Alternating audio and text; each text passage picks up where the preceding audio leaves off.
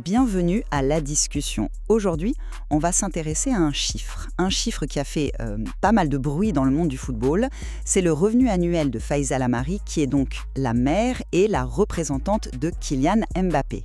On parle, d'après les informations qui ont circulé, de 4,5 millions d'euros par an. Le dissident, oui, et c'est un chiffre qui est d'autant plus, frappant, qu'on le compare directement au salaire de 8 joueurs du Real Madrid. 8 joueurs qui, eux, gagnent moins. Et ce n'est pas tout. Son rôle, en fait, dépasse largement celui d'un simple agent. Elle est vraiment présentée comme une femme d'affaires absolument centrale dans la carrière de son fils, avec des implications très concrètes, comme la gestion du stade Malherbe de Caen, qui lui appartient. Et c'est précisément là que se situe, je pense, notre point de désaccord. Cette situation, elle pose une question de fond. Est-ce qu'on assiste à une évolution légitime, innovante, de la gestion de carrière d'un athlète de très très haut niveau? Ou est-ce que c'est le symptôme d'une dérive financière qui concentre un peu trop de pouvoir? Le dissident. La question est parfaitement posée. Bon, pour ma part, je vais défendre l'idée que ce modèle est une forme d'autonomisation moderne et très efficace pour les sportifs. Et que la rémunération de Madame Lamari, c'est simplement la juste reconnaissance de sa valeur stratégique. Le dissident? Et de mon côté, je soutiendrai le point de vue inverse. C'est-à-dire que cette situation, elle met en lumière un déséquilibre qui est, à mon sens, potentiellement inquiétant dans l'écosystème du foot, où la valeur des intermédiaires peut sembler disproportionnée par rapport à celle des sportifs eux-mêmes. Très bien. Alors pour commencer, je pense qu'il faut absolument éviter une erreur de lecture. On ne peut pas analyser la rémunération de Faiza Lamari comme un simple salaire d'agent. Ce n'est pas ça. Regardons ses actions concrètes. Elle négocie des contrats de sponsoring mondiaux. Elle supervise des investissements majeurs, comme Tarif, un club de football professionnel quand même. Elle gère une marque globale qui pèse des centaines de millions. Dans n'importe quelle autre industrie, comment appellerait-on une personne avec de telles responsabilités? Ce n'est plus le rôle d'un agent, c'est celui d'une PDG. L'entreprise, c'est Mbappé Incorporated et elle en est la directrice générale. Ce modèle, c'est une prise de contrôle totale et assumée du joueur sur sa carrière, son image, son patrimoine. C'est une structure qui est construite sur une confiance absolue, ce qui, à ce niveau d'enjeu, est peut-être l'actif le plus précieux. Le dissident. Je suis tout à fait sur la description du rôle, qui est, on est d'accord, clairement hors norme. Mais j'aborde la question sous un autre angle. Pour moi, la comparaison avec les joueurs du Real Madrid est tout sauf anecdotique. Elle est au cœur du problème. Le fait que le revenu d'une seule personne qui gère la carrière d'un seul joueur dépasse celui de 8 athlètes professionnels de ce club. Et on parle de talents comme Arda Güler, Brahim Diaz ou même la future star Hendrik. Ça doit nous interpeller. Rappelons qu'un agent, disons, traditionnel, perçoit une commission souvent entre 5 et 10% du salaire ou du transfert. Ici, on parle d'une somme qui, rapportée aux revenus globaux de son fils, représente une part considérable. Ce n'est plus une commission, ça. C'est une part du gâteau qui rivalise avec celle des acteurs principaux. Et ça pose une question très simple. Qui crée la valeur fondamentale dans le football? Ce sont les joueurs, sur le terrain. Quand la gestion devient plus lucrative que le jeu lui-même pour une partie des effectifs d'élite, on a un signal de distorsion. Mais c'est là où nos lectures divergent fondamentalement. Vous comparez des pommes et des oranges. Le salaire d'un joueur comme Brahim Diaz au Real Madrid, il est fixé par un marché opérant. Son âge, ses performances, son temps de jeu, sa place dans l'effectif. C'est un salaire d'employé. Certes, un employé de luxe, on est d'accord, mais un employé quand même. Le revenu de Faiza Lamari, lui, n'est pas du tout déterminé par ce marché. C'est le fruit d'un accord privé au sein d'une structure entrepreneuriale familiale. C'est un revenu de dirigeante, directement lié à la croissance et à la protection d'un empire commercial personnel. Sa rémunération est justifiée par la valeur qu'elle apporte à cet empire-là, pas par une comparaison avec le marché salarial des footballeurs. Le dissident, d'accord, je comprends cette vision d'elle en PDG. Mais ça soulève une autre question pour moi. Dans n'importe quelle autre entreprise de cette taille, il y aurait des garde-fous, un conseil d'administration, des auditeurs externes. Qui jouent ce rôle ici? Qui peut remettre en question une décision? N'est-ce pas là que le risque de conflit d'intérêts devient immense et inévitable? Le fait qu'elle gère à la fois la carrière du joueur Mbappé, les finances de l'entreprise Mbappé et les intérêts d'un club de football qui appartient à son fils. Cette concentration des pouvoirs est vertigineuse. C'est intéressant que vous parliez de conflit d'intérêts, parce que moi je vois la situation à l'exact opposé. Pour moi, ce modèle, il élimine le conflit d'intérêts fondamental qui existe dans la relation agent-joueur classique. L'agent traditionnel, il a son propre intérêt. Boucler un transfert rapidement pour toucher sa commission, parfois au détriment de la stabilité sportive du joueur. Ici, en tant que mère et dirigeante, son intérêt est par définition le même que celui de son fils, sur le long terme.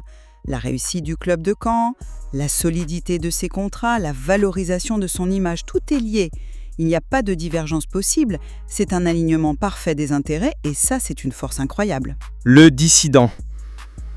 Un alignement, oui, mais est-ce que c'est sain ? L'absence de toute perspective extérieure, de toute voie un peu contradictoire, n'est-elle pas un risque en soi ?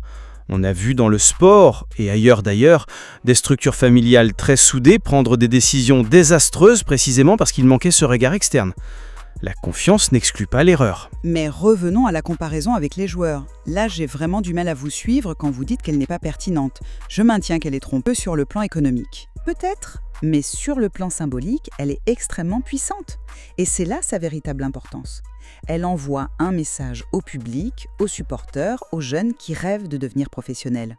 Et ce message, c'est que, dans le football d'aujourd'hui, l'administration d'une superstar peut être plus valorisée financièrement que le talent de plusieurs excellents joueurs du plus haut niveau. On ne peut pas faire comme si ces demandes étaient hermétiques. L'argent qui paye la PDG Lamari vient du même écosystème footballistique que celui qui paye les employés du Real Madrid. Vous ne pouvez pas les séparer si facilement. C'est la même masse d'argent qui est en jeu et la question de sa répartition, elle est centrale. Alors là, je ne suis pas d'accord avec cette vision d'un grand pot commun. L'argent que génère la marque Mbappé, c'est en grande partie le fruit de contrats commerciaux qu'elle a elle-même négociés en dehors du salaire pur versé par le club. C'est une création de valeur additionnelle. Sa rémunération, elle vient de là. La question n'est donc pas de savoir si elle gagne trop par rapport à un autre joueur, mais si sa rémunération est juste au sein de la structure qu'elle a contribué à créer. Et si l'on en juge par le succès commercial et sportif de son fils, la réponse est manifestement oui. Vouloir comparer ça à la grille salariale d'un club, c'est vouloir appliquer une logique de service public à une entreprise privée. Le dissident. Mais cette entreprise privée n'existerait pas sans le spectacle collectif qu'est le football. C'est là toute la nuance. Et ça nous amène à la question de fond. Est-ce que ce modèle est vraiment souhaitable pour l'avenir du football ? Est-ce que c'est une voie à suivre ? Je pense que oui, absolument. C'est une réponse directe à un système d'agents qui a montré ses limites, qui est souvent critiqué pour son opacité, pour ses abus. C'est une reprise de pouvoir par l'athlète.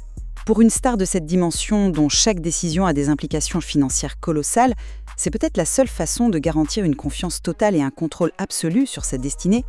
C'est l'évolution logique de l'athlète entrepreneur. On peut tout à fait imaginer que d'autres suivront cette voie. Le dissident. Je vois pourquoi vous pensez ça, mais permettez-moi de vous offrir une perspective un peu différente. Ce modèle A, il n'est viable que pour le 0,01% des joueurs, une infime élite. Le problème, c'est qu'en le présentant comme un idéal, on crée un précédent qui est potentiellement dévastateur pour les autres. On risque d'encourager des familles de jeunes joueurs bien moins établis à s'improviser manager sans en avoir ni les compétences, ni le réseau, ni la compréhension des aspects juridiques complexes. La réussite de Faisal Amari est peut-être indéniable, mais elle est l'exception. Le danger, c'est de vouloir en faire une règle. On pourrait assister à une multiplication de carrières gâchées par des proches bien intentionnés, mais complètement dépassés par les événements. Le système des agents, avec tous ses défauts, apporte malgré tout une forme de professionnalisation et de régulation que ce modèle familial par nature contourne. C'est un risque, je vous l'accorde, mais n'est-ce pas le cas pour tout modèle entrepreneurial ? Certains réussissent, d'autres échouent. On ne peut pas empêcher une évolution sous prétexte qu'elle comporte des risques pour ceux qui l'appliqueraient mal. La famille Williams dans le tennis avec Richard Williams ou même la famille Messi avec Georges Messi ont montré que ce type de gestion familiale pouvait mener au plus haut sommet. Le modèle Lamari, c'est une version 2.0 de ça, encore plus structurée et axée business. C'est une solution sur mesure pour un athlète hors norme, pas un modèle prêt à porter pour tout le monde. Le dissident, la différence, c'est que le cas Lamari met en lumière un niveau de rémunération qui semble franchir un nouveau cap, même par rapport aux exemples que vous citez.